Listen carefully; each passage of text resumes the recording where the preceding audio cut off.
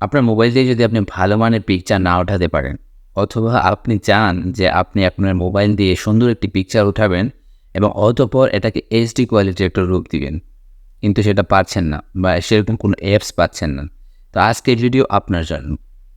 আজকের ভিডিওতে আমি আপনাদেরকে দেখিয়ে দিতে চলেছি আপনার একটা নর্মাল পিকচারকে আপনি কীভাবে এইচডি পিকচারে রূপান্তর করবেন। এবং এইচডি পিকচারটা এরকম হবে যে আপনি যত বড়ই করেন, যত কিছুই করেন, এই পিকচারটা একটু ফাটবেও না, একটা চুল পরিমাণে এটা কোনো সমস্যা দেখা দিবে না। এবং আপনি এটাকে ইমোতে বলেন, হোয়াটসঅ্যাপে বলেন, যেভাবেই আপনি সেন্ড করেন পারফেক্টভাবে এইচডি কোয়ালিটির পিকচার যাবে।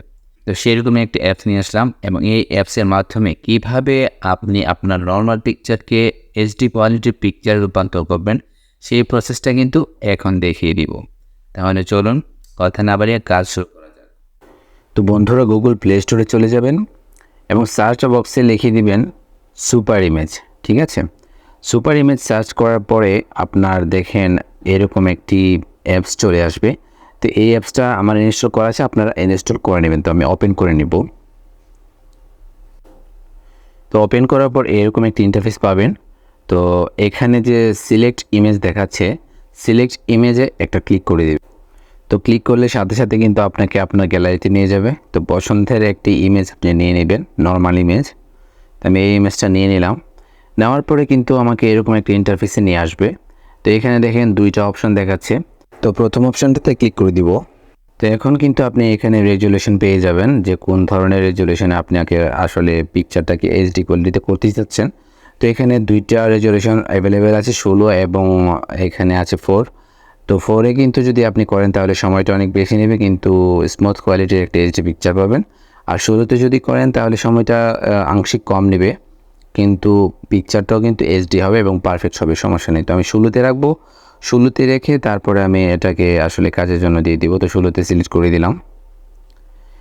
এরপর দেখেন নিচে এখানে পিএনজি লেখা আছে। তো এখানে যদি ক্লিক করি তো এখানে দুইটা অপশন পাবেন, একটা ব্যাকগ্রাউন্ড সহ আর একটা ব্যাকগ্রাউন্ড ছাড়া। ঠিক আছে, এর নিচে এখানে দেখেন আপস্কেল, এখানে যদি ক্লিক করেন তাহলে প্রসেসিং শুরু হয়ে যাবে। তো আমি এখানে ক্লিক করে দিলাম, আর সাথে সাথে অ্যাড আসবে, অ্যাড কিন্তু কাট করে দিতে হবে। তো এখানে প্রসেসিং শুরু হয়ে গেছে, আমাকে দেখানো হচ্ছে 46 মিনিট সময় নেবে। তো 46 মিনিট পর্যন্ত কিন্তু আমাকে অবশ্যই অপেক্ষা করতে হবে, হয়তো বা সময় কাজের স্পিড বা নেটের স্পিড অনুযায়ী আর একটু কম সময় লাগতে পারে। তো পিকচারটা কিন্তু অলরেডি সাকসেসফুল হয়ে গিয়েছে। তো আমি এখানে বাস নোটিফিকেশান একটা ক্লিক করে ওপেন করে নেব। ওপেন করে নেওয়ার পরে এবার দেখেন পিকচারটা